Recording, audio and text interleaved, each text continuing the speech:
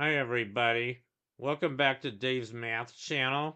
I'm your host, David Tear. You can probably see I'm on vacation now. I'm at my friend's house celebrating Thanksgiving for the next few days. Anyway, this is my fourth video on my series on algebraic number theory, and I decided to start a sub-series on an important subtopic, namely Gaussian integers. And I'll explain what those are in a minute. This cover slide shows a picture of some Gaussian integers, but I'll get into them. So anyway, let's begin. So what are Gaussian integers? Well, Gaussian integers are a special case of algebraic integers. They form a ring, and they're really just complex numbers of the form a plus bi, where a and b are ordinary integers. And I think you can see from this picture that they form a square lattice, a nice square lattice. These are all the Gaussian integers, I guess, with absolute value of a and b both bounded by 4. And you can see, I mean, you can extend this to infinity very easily. So you can see what they look like. They're just points on a square lattice. And what's important about them is that they are a ring of algebraic integers, the ring of integers of the number field q of I, q adjoint I. And the ring of Gaussian integers is noted as a z join I with brackets instead of parentheses, because it's really just there's two couple ways you can write it. You can write a z join I or z plus zi, same thing. So here's a picture, and when there's an example of a Gaussian integer, you can see the one that's labeled 2 plus I. That's just the Gaussian integer with real component equal to 2. In other words, 2 units to the right of the origin, and imaginary component 1. It means it's 1 unit above the origin. So pretty easy to find and pretty basic. But anyway, they have a lot of really interesting and important properties. So, like I said, they form a ring. That's why we call them the ring of Gaussian integers. And, that means that they have all the properties of a ring, namely closure, associativity, commutativity, distributivity, with respect to both addition and multiplication. Also, they have additive identity element 0. Um, but since it's a ring and not a field, that means that in general you can't take multiplicative inverses of Gaussian integers, just like you can't take multiplicative integers of ordinary, multiplicative inverses of ordinary integers other than plus or minus 1. And it turns out those are what are called units in general. Numbers in a ring that have an inverse, a multiplicative inverse, that are called units. And the ring of ordinary integers has 2 units, namely 1 and minus 1, because the inverse of both of those are equal to themselves. The inverse of 1 is 1, and the inverse of minus 1 is minus 1. But the ring of Gaussian integers has 4 units. They're plus or minus 1 and plus or minus I. And I show them on this diagram on the bottom of this slide. They're just the 4 uh, points on the unit circle. They're the 4 Gaussian integers on the unit circle. And you can see they actually form the vertices of a square, but it's a square that's oriented diagonally. So anyway, those are the units of the Gaussian integers. And um, what's interesting about Gaussian integers is there's also something we call Gaussian primes. And they're defined just like ordinary primes. And you can do this pretty much for any ring of integers, it turns out. You can define a set of algebraic integers called primes of that ring. So you can define primes of rings, or at least rings of algebraic integers, kind of the same way you can define primes of ordinary integers. So remember, an ordinary prime is just a number whose only divisors are 1 in themselves. Well, that's a positive integer, positive primes. But it's a little more useful. Just let's back up a little bit and talk about the ordinary integers. So the integers include negative integers as well as positive integers, obviously. And also, it's useful in number theory to say that negative numbers can also be primes. So, for instance, we know that 2 is the smallest prime. You all learned that. But minus 2 is actually also considered a prime. And the reason we like to think of negative numbers, so the negative of every ordinary prime is also a prime. according to this definition. So -2, -3, -5, -7. Those are all prime. And why do we want to call those numbers prime? Well, the reason we do, we have to change our definition a little bit of what a prime number is. If instead of saying the only divisors of a prime number are 1 in themselves, if we allow the divisors to be plus or minus 1, or plus or minus the number, then we can generalize the notion of prime numbers to negative as well as positive numbers. And it turns out to be useful to do that. I mean, it looks like we've just complicated the definition of prime numbers, but actually we haven't, because we can generalize it to other rings, in particular to the ring of Gaussian integers. So the way we define Gaussian primes, we just say that a Gaussian integer, which we usually denote as alpha, alpha equals a plus bi, we say that a Gaussian integer is a prime, a Gaussian prime. We usually denote Gaussian primes by the Greek letter pi. And you have to be a little careful here because we're all used to seeing pi as, 3.14 approximately, the ratio of the circumference to the diameter circle. That's not the pi I'm using here. I'm using pi for something different. So just be aware of that. But it is a customary convention to use the Greek letter pi to denote a Gaussian prime, just like we usually use the Roman letter p to denote an ordinary pi. So prime.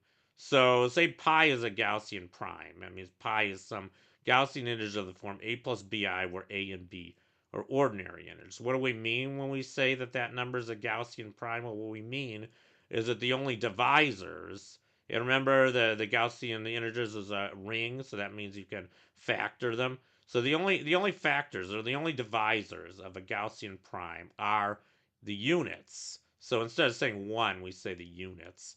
So that means plus or minus 1 or plus or minus I. Because those numbers, units are divisors of every Gaussian integer. That's pretty easy to see. I mean, you can multiply, just you can multiply any Gaussian integer by -1, and then you can say -1 as a divisor, and then the negative of the thing you started with as a divisor. Similarly, you can say the same thing for plus or minus I. You can factor out I, and then you can multiply the remainder by minus I, and vice versa. You can factor out minus I, multiply the remaining thing by I. You can do that for any Gaussian integer. In particular, you can do that for Gaussian primes. But you can't do anything else. You can't find any other divisors of a Gaussian prime. So that's a definition of a Gaussian prime.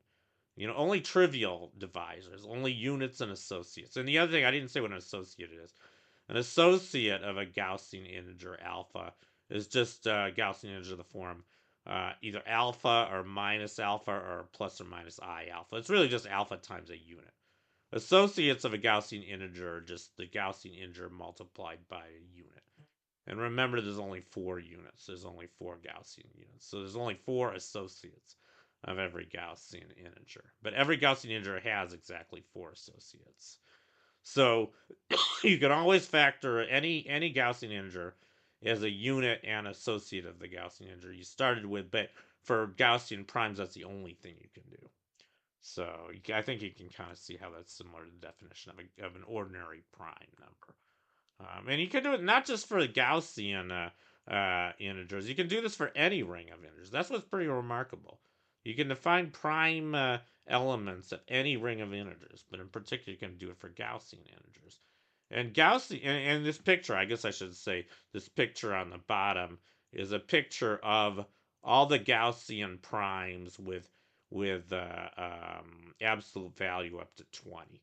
So they're all up to 20 units away from the origin. And, the complex norm is up to 20, or complex absolute value.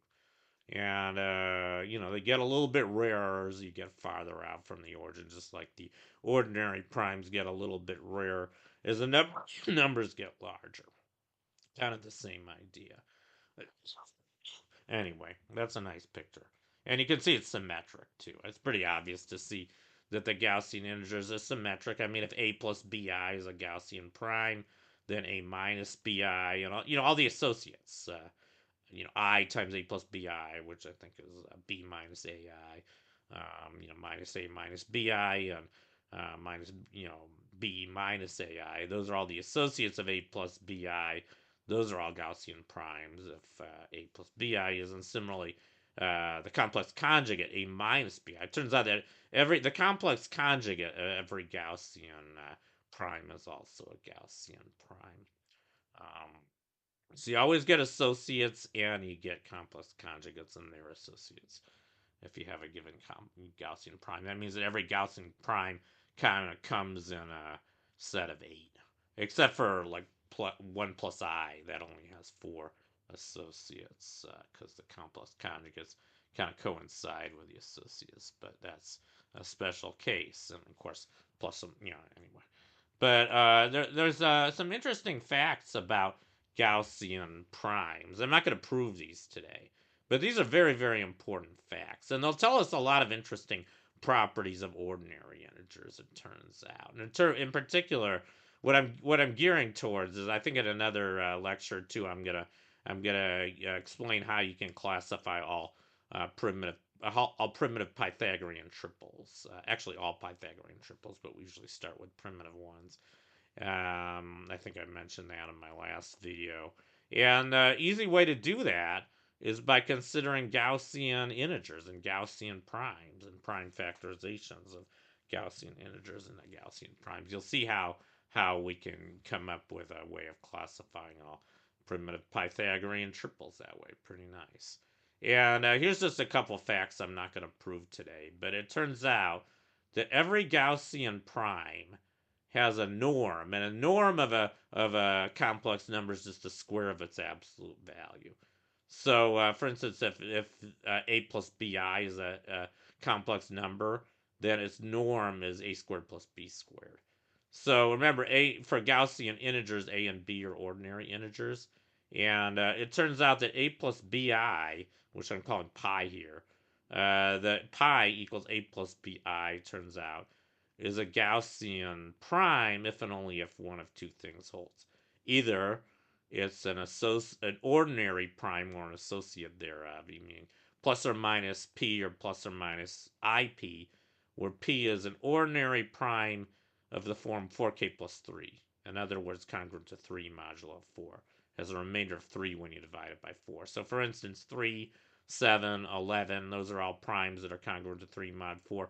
All of those are also Gaussian primes, it turns out. And of course, they're negatives, and 3i, 7i. If you multiply them by plus or minus I, those are all still Gaussian primes. And it turns out those are the only ordinary primes that are also Gaussian primes. And the other ones, well, anything a plus bi where a squared plus b squared is equal to the other type of ordinary prime, a prime of the form 4k plus 1. So for instance, 2 plus I, that has norm 5, because 2 squared plus 1 squared equals 5. So 2 plus 5, since 5 is a prime, and is a prime of the form 4k plus 1, that means that 2 plus I is a Gaussian prime. And so is 2 minus I, because that's its complex conjugate, and all the associates. So there's 8.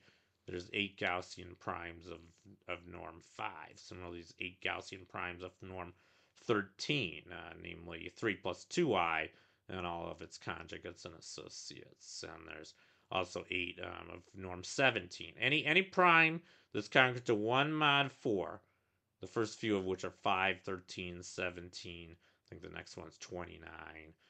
You can keep going like that. It turns out that there is a unique, there's exactly 8. There's exactly 8 Gaussian primes with each of those norms. Kind of a neat fact, I think. And one consequence of that, I'm kind of jumping the gun here, but one consequence of that fact is that for every prime of the form 4k plus 1, there's a unique representation of that prime as the sum of two squares of integers. I mean, I almost proved that. I didn't prove what I said about the Gaussian primes, but it follows easily from the fact that these primes, these special primes, are norms of Gaussian primes. So I think that's a really neat fact. For instance, 37, that's one of these primes. That's 6 squared plus 1 squared. And it turns out that's the only way you can write 37 as a sum of two squares, up to ordering and also negatives and all that. So you might want to try some examples like that yourself. And another consequence is if you have a prime that's congruent to 3 mod 4, like 3 or 7 or 11, you can't write that as the sum of two squares. It turns out that not just any prime of that form, but it turns out I think no integer of that form has a non-trivial representation of sum. Yeah, I mean I'm talking about squares that aren't equal to 0. So you can't write any number. I think is that true? Yeah, I don't think you can write any number that's congruent to 3 modulo 4 as the sum of two squares of positive integers.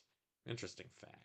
But if it's if it's a prime that's congruent to 1 mod 4, you can do it in a unique way. And if it's a composite number that's congruent to 1 mod 4, you can do it in more than one way, it turns out. And actually, there's one exception to what I was going to talk about. It's a prime 2. 2 is 1 plus I. That has norm 2. 1 plus I and all its associates. 1 minus I, minus 1 minus I, and minus 1 plus I. Those are all Gaussian primes too. Those are Gaussian primes of norm 2. And there's only 4 of them. So 2 is kind of a special case. But 2 is a little like the primes that are congruent to 1 mod 4. It's kind of the odd man out. But anyway, so those are Gaussian primes. And there's one last thing I want to say about Gaussian primes, or Gaussian integers in general. I think you guys are all familiar with the fundamental theorem of arithmetic, which says that every ordinary positive integer has a unique representation as the product of ordinary primes up to ordering of the factors. That's well known. You probably learned that in grade school. Well, it turns out that Gaussian integers have the same property, except you have to redefine what you mean by Gaussian primes. It turns out that every Gaussian integer, just like for ordinary integers, every Gaussian integer has a unique factorization as the product of Gaussian primes, where the uniqueness is, again, you don't care about the order of the factors, but you're allowed to replace every Gaussian prime with an associate thereof. Because you can get a lot of different factors if you allow multiplications by units, plus or minus 1, plus or minus I. But that's the only way in which these things are not unique. Otherwise, they're unique. And so the Gaussian integers are kind of a special type of ring of integers, it turns out. They're what's known as a unique factorization domain. Not every ring of integers, it turns out, is a unique factorization domain. As a matter of fact, most of them aren't. And a simple example of one that's not is the adjoint square root of 6. It's pretty easy to prove, actually, that z adjoint square root of 6 is not a unique factorization domain. Turns out square root of 6 has uh, 6. The number 6 has two different factorizations, prime factorizations in this ring. But square root of 6 quantity squared. Turns out square root of 6 is a prime in this field, in this ring. And also, you can also write it as, what is it? I forget. Um, yeah, I don't remember what it is. But it's not a unique factorization. I mean, I guess you'll have to take my word for it. Yeah, 2 times 3. Yeah, it turns out 2 and 3 are also prime elements of this ring. So you can write 6 as either 2 times 3 or the square root of 6 quantity squared. Those are two different prime factorizations of 6. So it's not a unique factorization domain. Yeah. Anyway, going back to the Gaussian integers, below I just have some examples, 7 examples of unique prime factorizations of given Gaussian integers as a product of Gaussian primes. So let's just go through them quickly. So, for instance, 3 plus 4i, that turns out to be equal to 2 plus I quantity squared. Actually, this is the reason why 3, 4, 5 is a right triangle, it turns out. It's 3 plus 4i is the square of a Gaussian integer. I think it turns out that, yeah, ABC is a right triangle if and only if there exists a Gaussian integer of the form a plus bi that's a square of a Gaussian prime. In the case 3 plus 4i, it's a square of 2 plus I. And its norm, norm of 2 plus 5i is equal to 5. That's the hypotenuse. So I'm jumping the gun a little bit here. I'll get into this in more detail later. But that's how you can get all the Pythagorean triples, or at least all the primitive Pythagorean triples. 3, 4, 5 being the simplest one. Anyway, here's a few other examples. 5. It turns out 5 is an ordinary prime, but it's not a Gaussian prime. Remember I said the only ordinary primes that are Gaussian primes are primes that are congruent to 3 modulo 4? Well, 5 is congruent to 1 modulo 4, and there is a Gaussian prime of norm 5. 5 has norm 25. Remember, norm is the square of the absolute value. So that means that 5 can be written as the product of two Gaussian primes that are conjugates of each other. 2 plus I times 2 minus I. Yeah, I think it turns out that every ordinary prime of the form 4k plus 1, 5 is the simplest example of that, but every ordinary integer that's congruent to 4k plus 1, you can write as a Gaussian prime times its conjugate, its complex conjugate. You can think of some other examples. I'm not going to give any right now. But anyway, let's just keep going here. What about 4 plus 7i? That turns out to be equal to 2 plus I times 3 plus 2i. It turns out there's also an easy way to get these factorizations. You look at the norm first. So the norm of 4 plus 7i, that's 4 squared plus 7 squared. That's equal to 65. And 65 is 5 times 13. That means that 4 plus 7i has to be the product of a Gaussian prime of norm 5 and another one of norm 13. And, there's different ways you can do this. You have to be a little bit careful because it turns out that 8 minus I, that also has norm 65. 8 squared plus 1 squared. But that has a different prime factorization. That's 2 plus I times 3 minus 2I. So, where we substituted one of these Gaussian primes for its complex conjugate. But that gives us a different prime factorization because 3 plus 2i and 3 minus 2i are not associates of one another. They're complex conjugates. Anyway, let's just keep going here. So what about 7 plus 6i? So let's do the same trick we did before. 7 squared plus 6 squared. That's 85. That's 5 times 17. Yeah, we know there's only one. Well, there's two Gaussian primes as the associate of norm 5. 2 plus I and 2 minus I. You have to check both of them. But it turns out, and then there's one of norm 17. That's up to associates and conjugates. And it turns out the unique factorization here is equal to 2 plus I times, which one am I looking at? 7 plus 6i. Yeah, 2 plus I times 4 plus I. And then you can kind of do the same trick we did before. We can look at 2 plus I times 4 minus I. That gives us a different Gaussian integer. That gives us 9 plus 2i. It has the same norm, but it's a different Gaussian integer. Also has norm 85, which is 5 times 17. Finally, most complicated example here I give is 9 plus 32i. This has norm 1105, which is 5 times 13 times 17. So it has three distinct prime divisors. They're all congruent to 1 modulo 4. And that means that 9 plus 32i has to be the product of three Gaussian primes, one of norm 5, one of norm 13, and one of norm 17. And it turns out that those prime divisors are 2 plus I, 3 plus 2i, and 4 plus I.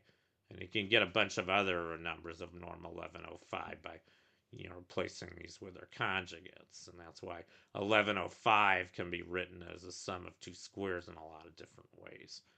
I think 4 essentially different ways, which is more ways than any smaller number, it turns out.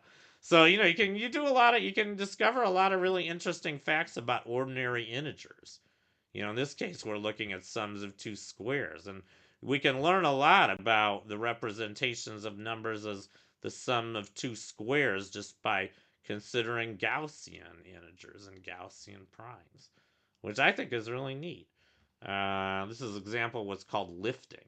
A lot of times what you do in math, if you want to solve a simple problem, you look at a more complicated thing. In this case, Gaussian integers. That's lifting. We're kind of lifting the set of ordinary integers, the set of Gaussian integers.